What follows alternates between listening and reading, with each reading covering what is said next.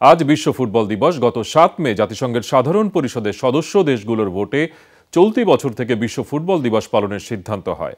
Football দিবস হিসাবে ২৫ মে নির্ধারণ করা হয়েছে ১৯২৪ সালের একই তারিখকে সামনে রেখে। ১০০ বছর আগের ২৫ মেতে প্যারিসে গ্রীষ্মকালীন অলিম্পিকে ফুটবল ইভেন্ট শুরু হয়েছিল। সেটি ছিল ফুটবলে বিশ্বের সব অঞ্চলের প্রতিনিধিত্ব থাকা প্রথম আন্তর্জাতিক কোনো টুর্নামেন্ট। এই জন্য ২৫ মে বিশ্বব্যাপী প্রথম ফুটবল দিবস। সাড়ম্বরে এই দিনটি পালন করছে ফিফা, উয়েফা, এফসি, কনমেবল সহ সব বৈশ্বিক ও মহাদেশীয় সংস্থা। বাংলাদেশ সহ ফিফার সদস্য দেশগুলোতেও পালন করা হচ্ছে বিশ্ব ফুটবল দিবস। জাতিসংঘে লিবিয়ার স্থায়ী প্রতিনিধি এলসনির তোলা খসড়ার ভিত্তিতে এই দিনটি ফুটবল দিবস হিসেবে স্বীকৃতি পাচ্ছে।